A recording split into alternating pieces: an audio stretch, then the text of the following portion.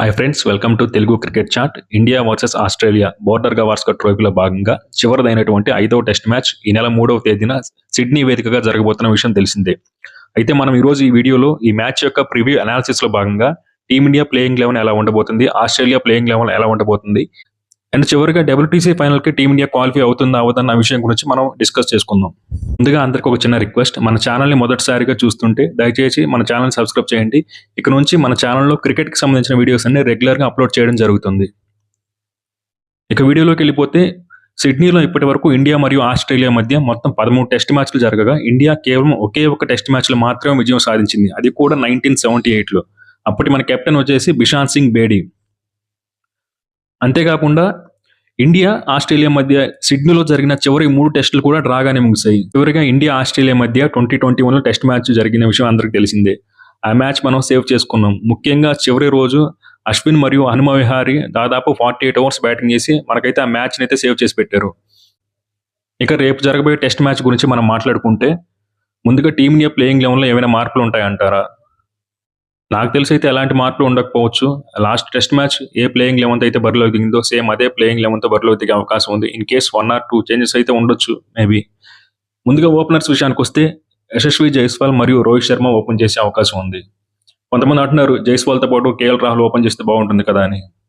మరి ఛాన్స్ అయితే ఉంది, మేబీ చేయొచ్చు ఏమో చెప్పలేము. నన్ను అడిగితే రోహిత్ శర్మ మరియు యశస్వి జైస్వాలే ఓపెన్ చేస్తారు. ఇక జైస్వాల్ గురించి మాట్లాడాలంటే, ఈ సిరీస్లో జైస్వాలే అందరికి ఇండియా తరఫున టాప్ స్కోరర్. మొత్తం ఈ 8 ఇన్నింగ్స్లో కలిపి దాదాపు 369 రన్స్ అయితే స్కోర్ చేశాడు విత్ యావరేజ్ ఆఫ్ 51. అంతేకాకుండా జైస్వాల్ లాస్ట్ మ్యాచ్లో కూడా ఫస్ట్ ఇన్నింగ్స్లో ఒక 82, సెకండ్ ఇన్నింగ్స్లో ఒక 84 రన్స్ అయితే స్కోర్ చేశాడు. మంచి ఫామ్లో అయితే ఉన్నాడు. ఇక రోహిత్ శర్మ విషయానికి వస్తే ఈ సిరీస్లో చాలా దారుణమైన ఫామ్లో ఉన్నాడు. మొత్తం 5 ఇన్నింగ్స్లో బ్యాటింగ్ చేస్తే కేవలం 31 రన్స్ మాత్రమే చేశాడు. యావరేజ్ వచ్చేసి 6 పాయింట్ సంథింగ్ ఉంది. ఇంకా ఈ మ్యాచ్లో అయినా రోహిత్ శర్మ తన ఫామ్ అందుకుంటాడని కోరుకుందాం. మనకు వస్తున్న అప్డేట్స్ ప్రకారం అయితే రోహిత్ శర్మకి ఇదే చివరి టెస్ట్ మ్యాచ్ అని కూడా కొంతమంది అంటున్నారు. మరి ఇందులో ఎంతవరకు నిజం ఉందో మనకైతే తెలియదు. మరి చూద్దాం ఏం జరుగుతుందో. ఇక నెంబర్ 3 విషయానికి వస్తే కేఎల్ రాహుల్ బరిలో దిగడం ఖాయం. కేఎల్ రాహుల్ ఈ సిరీస్లో మంచి ఫామ్లో ఉన్నాడు. 4th టెస్ట్ మ్యాచ్లో పెద్దగా పరుగులు చేయకపోయినప్పటికీ కూడా ఓవరాల్గా చూసుకుంటే కేఎల్ రాహుల్ ఈ టెస్ట్ సిరీస్లో అయితే మంచిగానే ఆడుతున్నాడు. కాబట్టి కేఎల్ రాహుల్ విషయంలో ఎలాంటి ప్రాబ్లం అయితే లేదు. ఇక నెంబర్ 4లో విరాట్ కోహ్లీ విషయానికి వస్తే ఏ మాత్రం తన అంచనాలు అందుకోవట్లేదు. ఈ సిరీస్లో ఒక 100, ఒక 36 మినహాయిస్తే అన్నింటిలో కూడా తను ఫెయిల్ అయ్యాడు చెప్పాలంటే. తను అవుట్ అవుతున్న దానికంటే కూడా తను అవుట్ అవుతున్న విధానం నిజంగా చాలా బాధిస్తుంది. తన ఫ్యాన్స్ కూడా నచ్చట్లేదు తను అవుట్ అవుతున్న విధానం. ప్రతిసారి ఒకేలా అవుట్ అవుతున్నాడు. ప్రతిసారి అవుట్ సైడ్ ఆఫ్ స్టంప్ బాల్ని చేసి చేయబోయి అవుట్ అవుతున్నాడు. మరి చూడాలి ఈ మ్యాచ్లో అయినా out side off stump ball బలహీనత నుంచి తను బయటకు వస్తాడని కోరుకుందాం. తన దగ్గర నుంచి ఒక మంచి ఇన్నింగ్స్ అయితే ఎక్స్పెక్ట్ చేస్తున్నారు ఫ్యాన్స్ అందరూ. మరి చూడాలి ఏం జరుగుతుందో. విరాట్ కోహ్లీ తన కంబ్యాక్ ఇస్తాడో లేదో ఆఖరి టెస్ట్ మ్యాచ్లో అయినా చూద్దాం. ఇక నెంబర్ 5లో రిషబ్ పంత్ అయితే బరిలో దిగే ఛాన్స్ ఉంది. రిషబ్ పంత్ కూడా తన స్థాయికి తగ్గ ఆట అయితే ఇప్పటివరకు ఈ సిరీస్లో ఒక ఇన్నింగ్స్లో కూడా ఆడలేదు. రిషబ్ పంత్కి అయితే మంచి స్టార్ట్స్ అయితే వస్తున్నాయి. ఎర్లీగా 20s 30s చేస్తున్నాడు, కానీ లాంగ్ ఇన్నింగ్స్కి అయితే కన్వర్ట్ చేయలేకపోతున్నాడు. ముఖ్యంగా అనవసరమైన షాట్స్ ఆడి అవుట్ అవుతున్నాడు. అదే చాలా బాధిస్తుంది. ముఖ్యంగా 4th టెస్ట్ మ్యాచ్లో రిషబ్ పంత్ కనుక అవుట్ అవ్వకుండా ఉండుంటే ఆ మ్యాచ్ ఖచ్చితంగా డ్రా అయ్యేది. ఇక నెంబర్ 6లో నితీష్ కుమార్ రెడ్డి అయితే బ్యాటింగ్ చేసే అవకాశం ఉంది. మనకి ఈ సిరీస్ మొత్తం మీద మనకి బ్రైట్ స్పాట్స్ ఏదైనా ఉందంటే అది డెఫినెట్గా నితీష్ కుమార్ రెడ్డి. నిజంగా అద్భుతంగా బ్యాటింగ్ చేస్తున్నాడు. నెంబర్ 7లో బ్యాటింగ్కి వచ్చి కూడా ఆల్మోస్ట్ 49 యావరేజ్తో 290+ రన్స్ అయితే స్కోర్ చేశాడు ఈ సిరీస్లో. ఒక టాప్ ఆర్డర్ బ్యాట్స్మెన్ లాగా అద్భుతంగా ఆడుతున్నాడు నితీష్ కుమార్ రెడ్డి. తన ఫామ్ని ఈ టెస్ట్ మ్యాచ్లో కూడా కంటిన్యూ చేయాలని కోరుకుందాం. ఇక నెంబర్ 7లో జడేజా విషయానికి వస్తే, జడేజా ఒకే ఒక ఇన్నింగ్స్లో బ్యాటింగ్ బాగా చేశాడు. మిగతా ఇన్నింగ్స్లో కూడా తన బ్యాటింగ్లో అయితే ఫెయిల్ అయ్యాడు.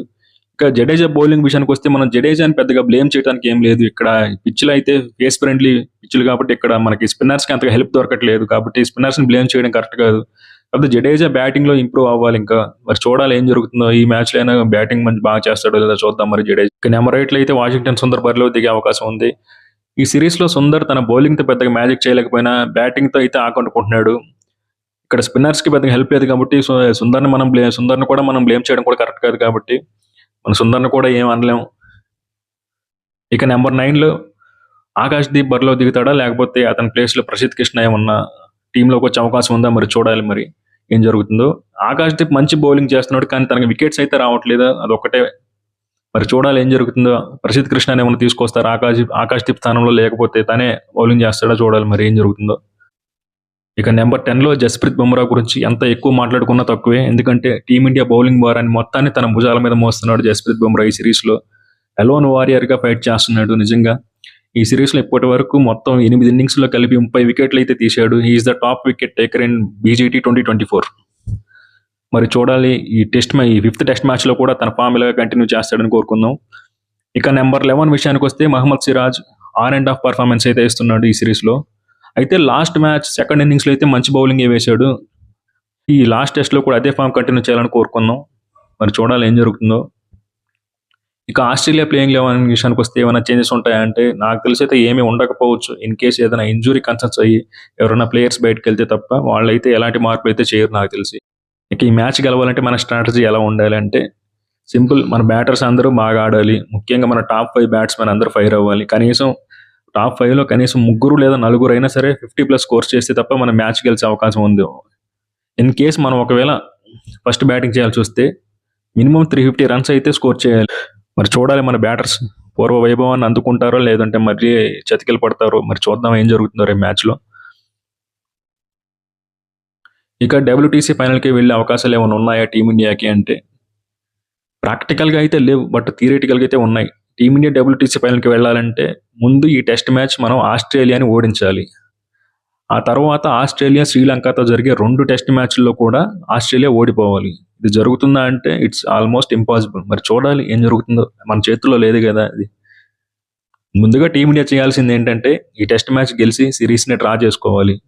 ఆ తర్వాత WTC ఫైనల్ గురించి ఆలోచించాలి అంతే. మరి చూద్దాం ఏం జరుగుతుందో రేపు మ్యాచ్లో.